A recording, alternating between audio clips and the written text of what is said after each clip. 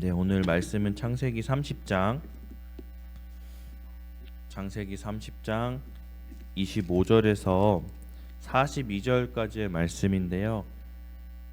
네, 오늘은 36절까지를 한번 같이 보도록 하겠습니다. 25절에서 36절까지 같이 보겠습니다. 라헬이 요셉을 낳았을 때 야곱이 라반에게 이르되 나를 보내어 내 고향 나의 땅으로 가게 하시되 내가 외삼촌에게서 일하고 얻은 처자를 내게 주시어 나로 가게 하소서. 내가 외삼촌에게 한 일은 외삼촌이 아시나이다. 라반이 그에게 이르되 여호와께서 너로 말미암아 내게 복 주신 줄 내가 깨달았노니 내가 나를 사랑스럽게 여기거든 그대로 있으라. 내 품삯을 정하라. 내가 그것을 주리라. 내가 어떻게 외삼촌을 섬겼는지 어떻게 외삼촌의 가축을 쳤는지 외삼촌이 아시나이다. 내가 오기 전에는 외삼촌의 소유가 적더니 번성하여 때를 이루었으니 내 발이 이르는 곳마다 여호와께서 외삼촌에게 복을 주셨나이다. 그러나 나는 언제나 내 집을 세우리이까. 내가 무엇으로 내게 주랴? 외삼촌께서 내게 아무것도 주시지 않아도 나를 위하여 이 일을 행하시면 내가 다시 외삼촌의 양떼를 먹이고 지키리이다. 오늘 내가 외삼촌의 양떼에 두루 다니며 그 양 중에 아롱진 것과 점 있는 것과 검은 것을 가려내며 또 염소 중에 점 있는 것과 아롱진 것을 가려내리니 이 같은 것이 내 품삯이 되리이다. 후일에 외삼촌께서 오셔서 내 품삯을 조사하실 때 나의 의의가 내 대답이 되리이다. 내게 혹시 염소 중 아롱지지 아니한 것이나 점이 없는 것이나 양 중에 검지 아니한 것이 있거든 다 도둑질한 것으로 인정하소서. 내가 내 말대로 하리라.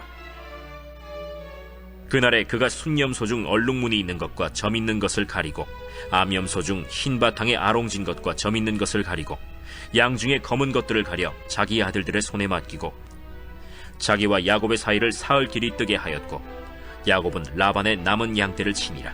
아멘. 네, 한 젊은 사업가가 있었습니다. 그는 사업을 하면서 여러 번의 실패를 겪으며 자신감이 많이 하락되어 있었습니다. 어느 날 시골에 있는 한 농부를 찾아가 조언을 구합니다. 농부는 말없이 그를 들판으로 데리고 가더니 밭에 난 작은 새싹 하나를 가리키며 이렇게 말했습니다. 씨앗을 심으면 내일 열매를 기대하지 않아요. 하지만 나는 매일 물을 주고 풀을 뽑고 햇빛을 기다립니다. 나의 노력은 결코 헛되지 않을 거예요. 다만 때가 있을 뿐이죠. 이 말은 기업가의 인생을 바꿔놓았고 그는 다시 한번 심기일전하여 다른 사업에 도전하여 그 사업도 회복되고 자신이 잃었던 것들을 많이 회복하였다고 합니다. 우리 역시 인생에서 많은 수고와 노력, 계획을 세우고 나아갑니다. 그런데 때로는 그 결과가 우리의 뜻대로 나타나지가 않습니다. 불공평하게 느껴지는 상황도 있을 것이며 지치기도 합니다. 이럴 때 이러한 삶 가운데 우리는 하나님이 개입하신 삶이 우리의 계산을 뛰어넘는다는 것을 깨닫게 됩니다. 오늘 본문 속 야곱의 이야기가 그렇습니다. 이 이야기를 통해 하나님의 섭리와 주권이 어떻게 일하시는지를 잘 보여줍니다. 우리 이 시간 야곱의 삶을 통해 하나님의 방식이 우리의 방식과 다르며 그분의 은혜가 얼마나 깊고 정교한지를 함께 묵상하며 나아가려고 합니다. 25절 우리가 처음 읽은 말씀인데요. 25절을 보면 라헬이 요셉을 낳았을 때 야곱이 라반에게 이르되 나를 보내어 내 고향 나의 땅으로 가게 하시되 라면서 이제 자신의 고향으로 돌려 보내달라고 이제 삼촌 라반에게 야곱이 요청하고 있습니다.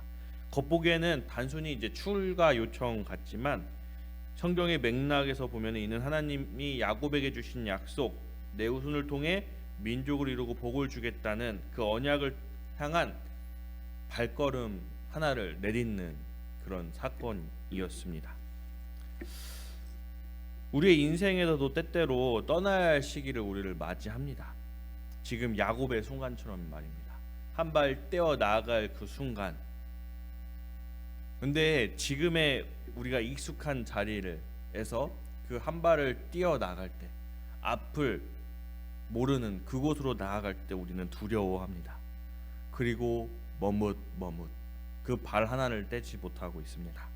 하나님께서 이끄는 새로운 길로 나아가야 할 때 불확실해 보일 수 있지만 우리는 오늘 말씀의 이 야곱처럼 하나님의 인도하심을 신뢰하며 그 한 걸음을 떼는 믿음의 시작을 하여야 될 것입니다. 야곱은 단순히 독립이 아니라 하나님의 약속을 향한 여정을 선택합니다. 오늘도 이 자리에서 우리가 어떤 결단이 필요한지를 묵상해 봐야 합니다. 하나님이 우리를 어떠한 단계로 이끄시며 거기서 어떻게 놀라운 일을 준비하고 계실지 기대하며 나아가는 우리 모두 되기를 바랍니다. 라반이 야곱이 떠나겠다고 하자 당황합니다. 그리고 그는 27절에서 말합니다. 여호와께서 너로 말미암아 내게 복 주신 줄로 내가 깨달았노라. 라반은 야곱을 붙잡습니다. 그런데 진심으로 그를 사랑하여 붙잡는 것이 아닙니다. 자신의 이익, 자신이 재산이 야곱이 없음으로 인해 줄어들까봐 걱정하며 떠나지 말라고 붙잡습니다. 그래서 그는 야곱에게 내가 원하는 품삯을 주겠다 말하라 라고 제안을 합니다. 이에 오늘 말씀처럼 야곱은 점 있는 양, 아름진 연수와 같은 희귀하고 불리해 보이는 것들을 품삯으로 제안합니다.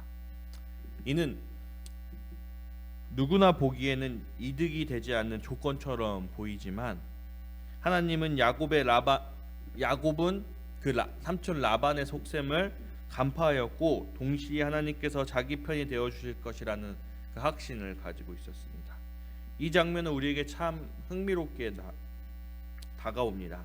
라반은 계산기처럼 이득만을 따지고 행동하는 인물입니다. 반면 야곱은 그 계산들을 다 알고 있지만 더 이상 인간적인 거래에 의지하고 있지 않습니다. 그는 하나님을 신뢰하며 세상의 논리를 뛰어넘는 전략을 세우고 있습니다. 직장에서, 관계 속에서, 사업 속에, 또 일상 속에서 늘 라반의 논리와 우리는 함께합니다. 그러나 믿음의 사람은 언제나 그 라반의 논리, 모든 것을 따지고 우리에게 무엇이 이득이 되나 계산해봐야 되는 이 라반의 논리를 벗어난 하나님의 논리를 따라야 합니다. 때로는 불리해 보입니다. 손해보는 것 같습니다. 그런 선택이지만 우리는 하나님의 말씀에 근거한 선택이라면 결국 승리하게 된다는 것을 알고 있습니다. 세상은 숫자를 따지지만 하나님은 마음과 그 믿음, 그 중심을 보고 계십니다.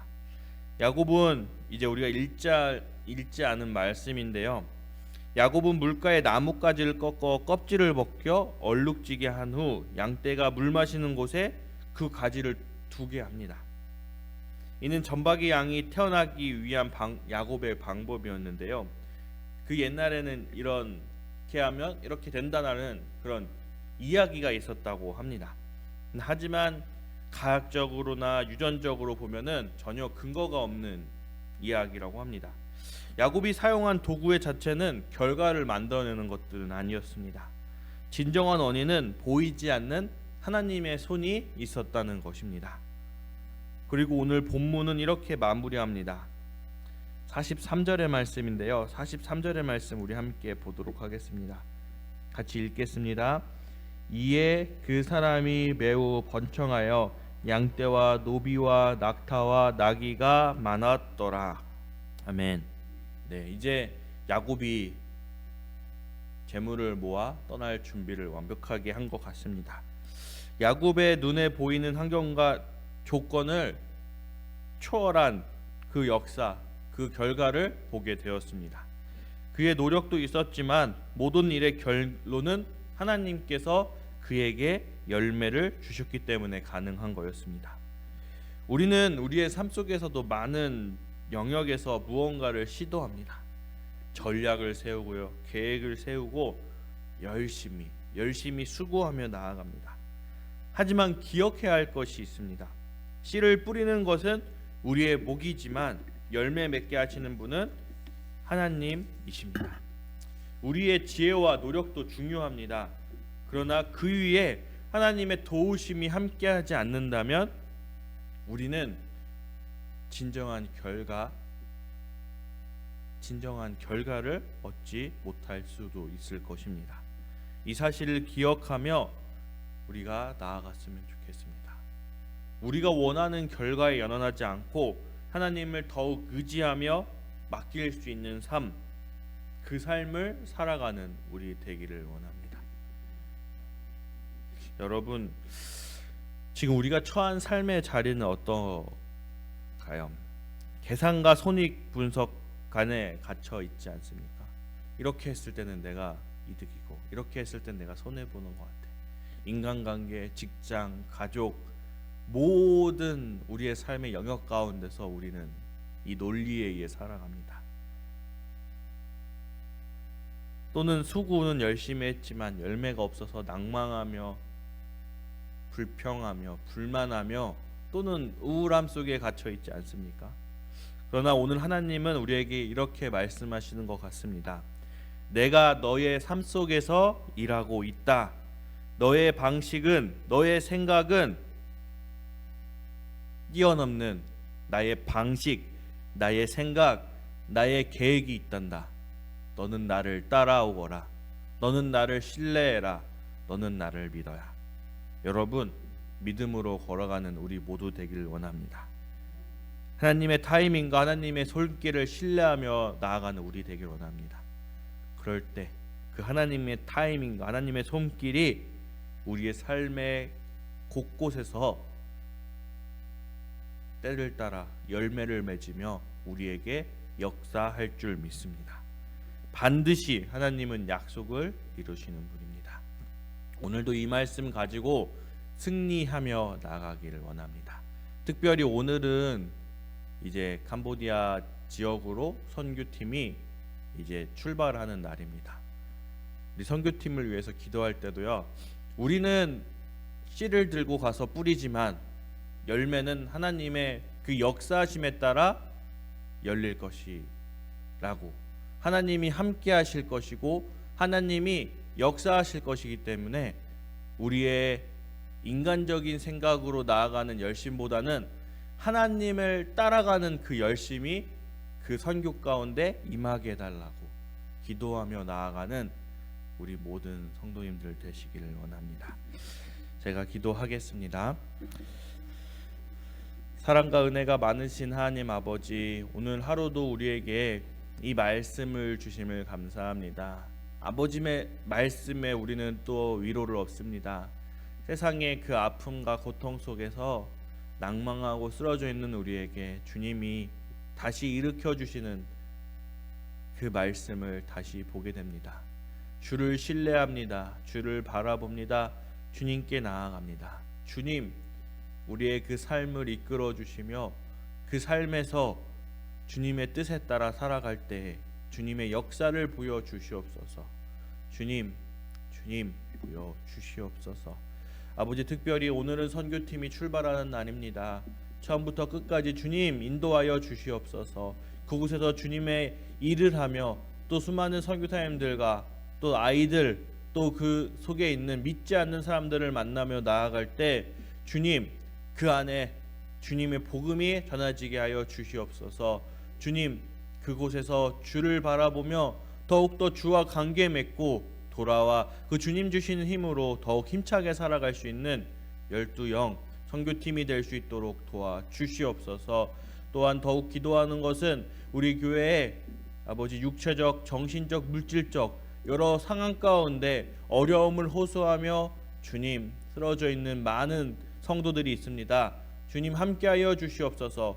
그분들을 다시 일으켜 주시며 주를 바라보며 주님께 나아가게 도와주시옵소서.